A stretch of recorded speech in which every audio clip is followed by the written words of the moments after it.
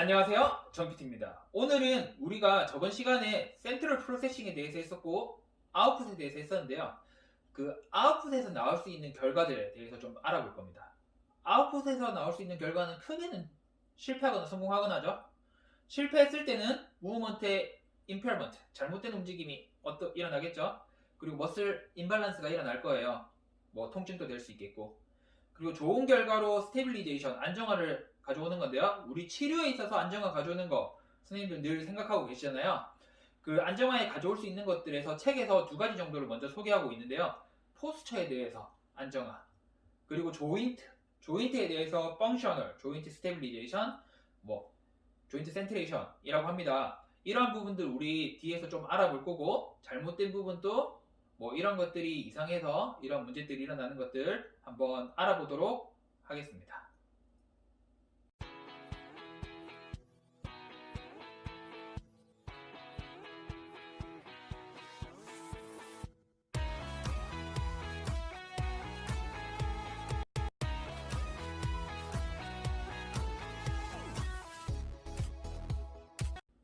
자, 자세 안정화, Posture Stabilization입니다. 이제 자세 안정성은 우리가 BOS, 여기 발이 되는 부분이죠.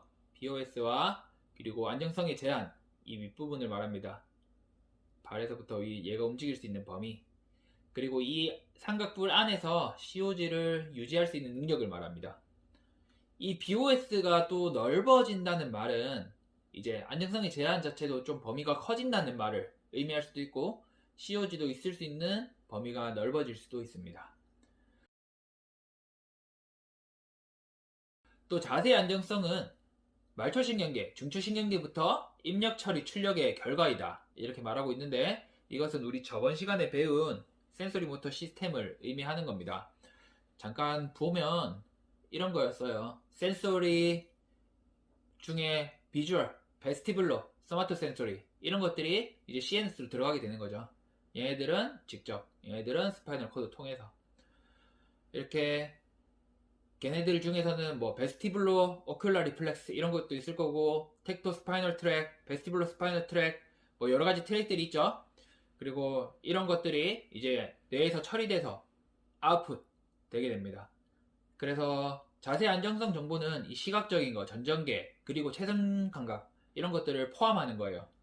그리고 시각은 우리 환경에 대한 것을 받아들일 거고, 전전계는 머리, 신체 위치에 대한 정보를 받아들일 거고요. 체선 감각은 이제 말초로부터 오는 고유성성 감각, 온각, 통각 같은 정보를 입력해서 이제 뇌로 보내고 처리하고 아웃풋 하면서 자세 안정성 이런 것들을 이제 또 유지할 수 있겠죠. 또 집중과 인지 또한 자세 안정성에 영향을 미치는 거예요. 집중하고 인지 잘 하는 것 자체가 자세 안정성에 좀 효과가 있고, 그리고 이 모든 정보가 자세 안정성 유지를 위해서 CNS에서 이제 처리되는 거죠. 그리고 아웃풋으로 이제 자세 안정성을 만들게 되는 거고요. 그래서 이런 식으로 자세 안정화는 만들어지는 거고, 자세 안정성을 유지하기 위한 반응은 우리가 Automatic Postural Response라고 APRS라고 알려져 있어요. 그리고 이것은 서브콜티컬 영역에서 일어나고요. 이 서브콜티컬 영역이라고 우리가 저번 시간에 했었잖아요. 스파이널 레벨, 서브콜티컬 레벨, 콜티컬 레벨. 스파이널 레벨은 원 세그멘탈에서 일어났었고, 그리고 서브콜티컬 레벨은 멀티 세그멘탈에서 일어났었어요. 그래서 체인적인 움직임, 이런 것들 다 서브콜티컬에서 일어나는 거죠. 그리고 서브콜티컬이 어디 있었냐면 뭐 시상 하부, 전전계, 손해 이런 등에 있었죠. 그렇다 보니까 이제 서브콜티컬 영역에서 이런 자세 안정화는 일어나게 되는 거고, 우리 코어가 선행되고 이런 것들조차도 이제 서브콜티컬 영역에서 일어나게 됩니다. 그래서 이 안정화를 유지하는 거, 균형을 유지하는 거, 이런 거 다 손해의 기능이잖아요. 그래서 우리가 세 가지 안정화를 만드는데 균형 전략이 있어요. 하나는 발목, 하나는 엉덩이, 하나는 발 디딤. 보면 첫 번째, 이 그림이 이제 발목 전략이죠. 처음에 우리 균형은 발목에서만 이렇게 유지하면서 균형을 잡아요. 그러다 보면 이제 균형을 좀 더 잡아야 되는 순간이 오면 이제 엉덩이, 이용해서 균형 전략을 쓰게 되고, 여기에서 이제 균형을 또 잃게 되면 한 발이 디뎌지면서 균형을 잡게 되는 거죠. 이러면 이 BOS가 더 넓어지게 되는 거고, 이제 안정성의 제한 영역도 더 커질 수 있게 되는 거죠. 이 한 발에 비해서 얘는 BOS가 좀 더 얕잖아요. 자, 그렇게 되면 이 앞쪽으로 기울게 되면 뒤쪽에 있는 근육들이 다 쓰이겠죠? 그러면서 포스텔 체인들이 사용되게 됩니다. 그리고 뒤로 가게 되면 앞쪽에 있는 체인들이 사용되게 되고요. 안쪽 가쪽으로 가게 되면 라테랄 체인들이 사용하게 돼요. 모든 체인들이 사용하는 멀티 조인트, 서브 콜티컬 영역에서 일어나는 겁니다. 한 조인트에서 반사적이고 무의식적인 게 아니고 잠재의식적으로 멀티 세그멘탈에서 일어나는 거죠. 그래서 연구자들이 봤을 때 보면 이제 전정기에 결함자가 있는 사람들은 엉덩관절을 덜 사용한다고 해요. 그리고 체성각에 결함자가 있는 사람들은 엉덩관절을 더 많이 사용한다고 합니다. 이 전략들을. 그리고 또 마찬가지로 기능적으로 발목 불안정성이나 요통 환자들은 이걸 또 유지하기 위해서 발목으로 하는 전략보다는 엉덩관력 전략들을 많이 사용한다고 하는 거고요. 이런 식으로 자세 안정화는 일어나게 됩니다. 또 이 영역들은 서브콜티컬 영역에서 일어난다는 거 잘 기억해 주시면 좋으시고요. 그 다음 보면 반사적 활성입니다. 반사적 활성은 이제 폴러치라든지 리차드슨이라든지 이런 사람들이 이제 반사적 활성을 측정하였어요. 이제 우리가 사지가 움직임이 일어나기 전에 이제 먼저 코어 머슬들이 먼저 선행되는 것이 중요합니다. 여기에서는 심부 배가로근이 움직임 방향과 관계없이 안먹임 자세 안정화 근육으로서 기능한다 라고 설명하였고, 배비근, 묵갈래근, 배곡근과 같은 다른 체관 근육들이 사지 움직임의 특정 방향에 따라 활성화된다 이렇게 말해놨는데, 우리가 지금 이 그림과 같이 오른쪽에 있는 그림, 왼쪽 그림 같이 이런 식으로 사지가 움직이기 전에 이 코어 머슬들이 먼저 활성화돼야 돼요. 그리고 여기서도 언급은 했지만 한 근육만 수축해서는 안 돼요. 대부분 최근에는 좀 나아졌지만 아직까지 제가 병원에 있을 때까지만 해도 이 TRA 수축만 너무 강조하고 있어요. 그리고 배꼽 당기기 이렇게 너무 강조하고 있는데, 이런 당기기 호흡보다는 척추는 전체적으로 하나이기 때문에 전체적인 수축, 구심성, 원심성, 등심성 수축이 중요합니다. 목에 있는 뒷머슬, 딥서비클 머슬부터 횡격막, 멀티피더스, 그리고 TRA, 복벽, 그리고 펠빅 플로어까지 이 전체적인 척추의 머슬들을 생각해 주세요. 그리고 이것은 단순히 플랭크 이런 것들 우리 강화만 중요한 건 아닙니다. 얘네들이 선행적으로 먼저 사용되는 게 중요하고요. 이것은 앞서 우리의 자세 안정화와 비슷하게 서브콜티컬 영역에서 일어나게 됩니다. 자, 이렇게 한번 해볼게요. 한쪽 손에 저항을 줄 거고요. 한쪽도 차렷하고 있지만 저희는 배에 댈게요. 자, 밀어보세요. 이때 제 손에 느껴지는 거는 좀 밀어내면서 활성화되는 게 좀 느껴져요. 자, 이런 식으로 우리가 움직임이 일어나기 전에 코어가 먼저 선행해서 활성화됩니다. 저 같은 경우에는 밀어내면서 활성화됐었는데요.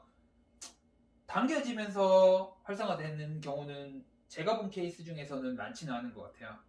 되게 저는 또 밀어내면서 활성화되는 게 정상이라고 좀 믿기도 하고 있습니다.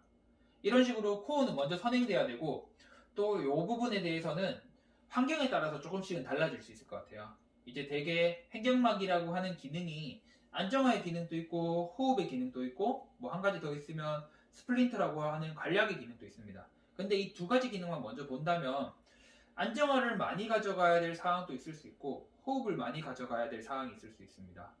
상황에 따라 조금씩 달라지는 거죠. 환경에 따라서 풀웨이트, 역도 같은 거 할 때는 좀 더 많은 활성화가 필요할 겁니다. 그리고 달리기 같은 거 할 때는 좀 일반적인 움직임에서는 활성화가 덜 필요할 수 있습니다. 근데 아예 안 쓰진 않아요. 환경에 따라서는 조금씩 달라질 수 있지만 코어는 모든 움직임 중에서 선행돼야 되는 겁니다.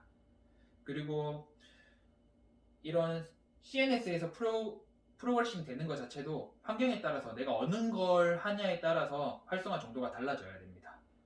플랭크처럼 일반적인 그냥 코어 강화 운동은 이런 환경에 대해서는 우리가 인식하고 그렇게 트레이닝 하진 않죠. 코어 약해요, 플랭크 하세요, 이렇게 되는 거니까 이거에 대해서도 조금 다른 환경을 주어지면서 이런 환경에 맞게 쓸 수 있게 우리가 트레이닝 시키는 것도 중요합니다. 또한 여기서 말하는 거는 먼저 선행돼야 돼요. 모든 움직임 전에.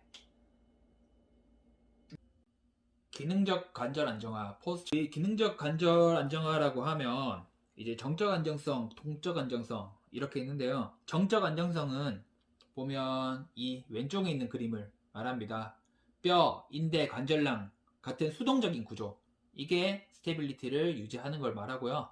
이제 다이나믹 스테빌리티는 이거 외에도 근수축 그리고 신경계 조절 이런 것들에 의해서 발생하는 것들을 말합니다. 유사하게 우리가 이전에 한번 알아봤었죠. 판잡이라는 사람이 이제 수동적인 거 폼 크루즈, 그리고 액티브한 거 포스트 크루즈, 그리고 이제 뉴트럴 신경계적인 거, 이렇게 세 가지 시스템으로, 서브 시스템으로 우리가 안정성이, 척추 안정성이 유지된다라고 했었죠. 이 학자들도 보면 건강한 사람들의 척추 주변은 굴곡 신전의 균형적인 동시수축으로 설명하였고, 국소적으로 감각운동계의 신경근 조절은 기능적인 관절 안정화에 관여한다 라고 하였습니다. 그래서 DNS에서도 언급하긴 하는데요. 이제 펑셔널 조인트 스테빌리티라고 합니다. 펑셔널 조인트 스테빌리티는 조인트는 관절 전체와 운동 체인에 따라서 최적의 하중 전달을 위해 가장 큰 상호 접점을 가지고 있습니다. 이 컨케이브랑 컨벡스하는 조인트에 있어서 이 간격이 상호 가장 좋은 접점에 있어야 돼요. 이게 너무 가까워도 안 되고 너무 멀어도 안 됩니다. 이제 하중을 전달하기 위해 최적의 위치에 있는 거고요. 그 위치에 있어서 주동근 근육이 컨센트릭 할 때 이제 반대되는 기랑근 근육은 이센트릭하게 잘 놔줘야 되겠죠. 얘만 너무 수축하게 되면 한쪽으로 끌려가는 상황이 생길 수 있는 거고, 그리고 그것은 이 지금 그림에서 초록색 말고 안에 하얗게 한 줄이 더 있습니다. 얘는 이제 수동적인 구조물을 의미해요. 이 수동적인 구조물에 있어서 이제 손상을 야기할 수 있고, 또 조인트에서 셰어포스를 유발할 수 있습니다. 이런 식으로 우리 수동적인 구조물의 문제 자체도 이런 센트레이션 자체가 잘 안 일어나서 그렇게 수동적인 구조물, 뭐 관절낭이 될 수 있고, 이제 조인트에 뭐 연골이 될 수도 있고 인대도 될 수 있고 이런 것들의 손상이 일어날 수 있어요. 그래서 이런 센트레이션 위치를 좀 지켜주고 움직임이 일어날 수 있게 하는 것도 이제 수동적인 구조물이 손상이 안 될 수 있게 우리가 해줄 수 있는 방법 중에 하나겠죠. 그래서 얘는 단순히 스태틱한 게 아니고 다이나믹 움직임 할 때 중요한 거고요. 또 이러한 접점이 이제 우리 생체학 학정에서도 힘을 내기도 수월해요. 그리고 또 이러한 위치 자체가 이제 다른 곳에, 얘를 센트레이션이라고 깨진 걸 디센트레이션이라고 하는데 디센트레이션을 만들질 않아요.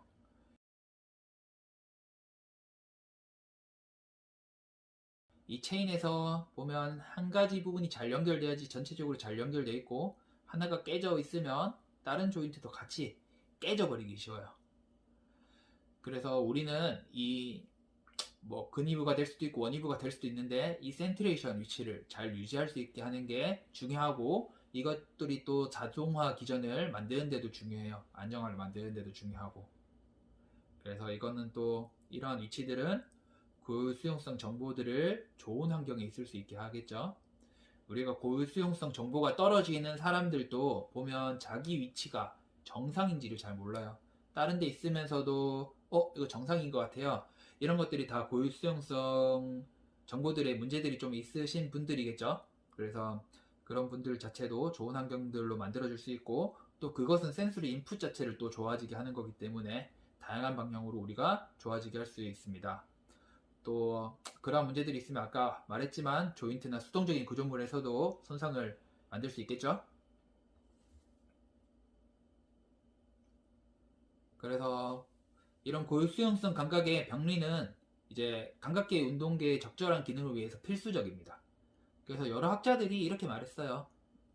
관절 불안정성이 인대 불안정성보다는 고유 수용성 감각 이상에 의해 야기된다라고 설명했고, 기능적으로 불안정성은 정상 근력과 구조인 사람에게서도 반복적인 불안정성이 나타난, 기능적 불안정성을 고유 수용성 감각 및 신경근 결함으로 인해 발생하는 불안정성 감각 혹은 재발하는 염자, 노인의 감소된 고유 수용성 감각이 무릎 변형의 시작과 가속에 영향을 미친다.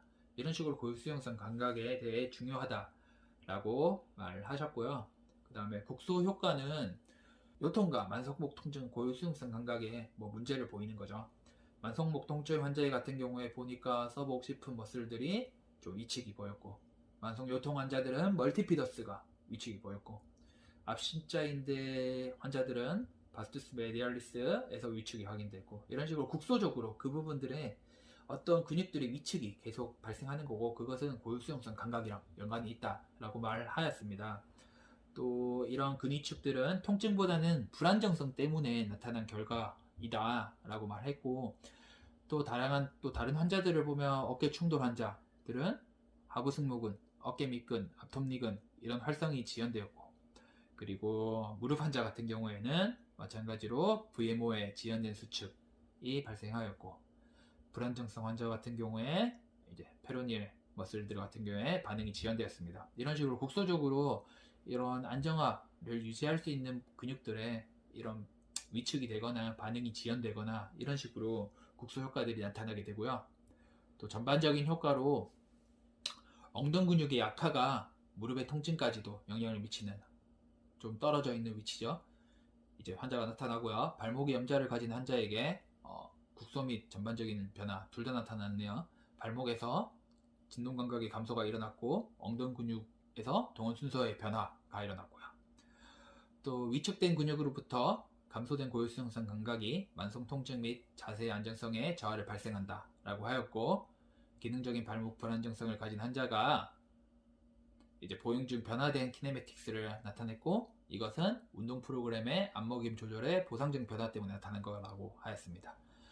그리고 십자인대 수술 후 극복된 사람들은 이제 햄스트링과 쿼드리셉스의 동시 수축이 잘 일어나는 반면에, 극복하지 못한 사람들은 이제 전단료 감소를 위해서 무릎의 펴으로 보상하는, 이런 식으로 전반적으로 그 부위가 직접적이 아니죠.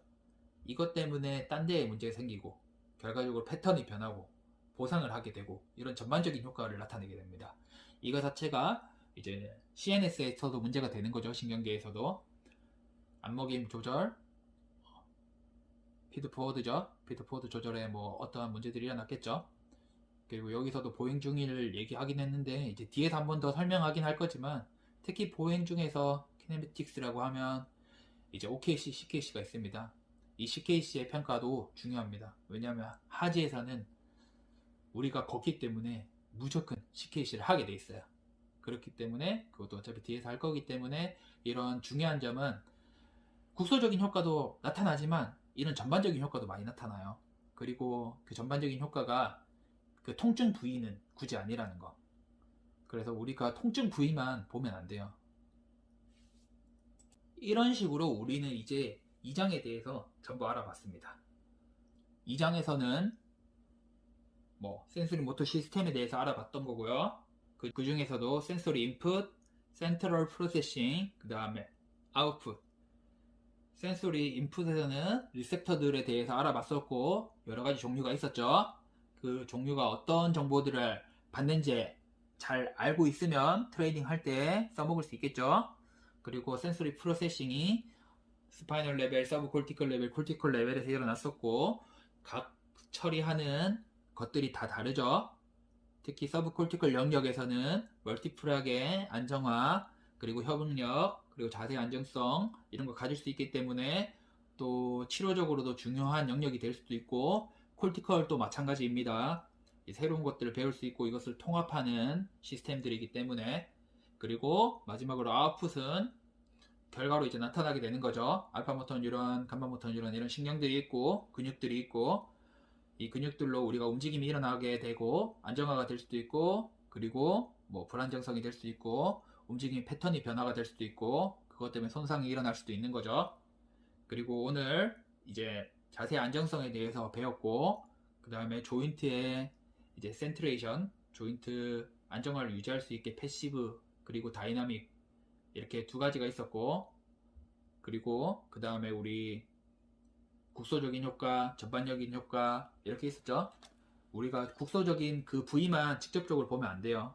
다이나믹하게 전반적으로 이제 다른 문제들이 일어날 수 있는 것까지 예측하고 해야지 좀 더 치료함에 있어서 효율적으로 잘 할 수 있습니다. 그리고 그 수용성 감각의 병리에 대해서도 알아봤습니다. 이제 3장부터는 이제 체인에 대해서 좀 알아보게 될 거예요.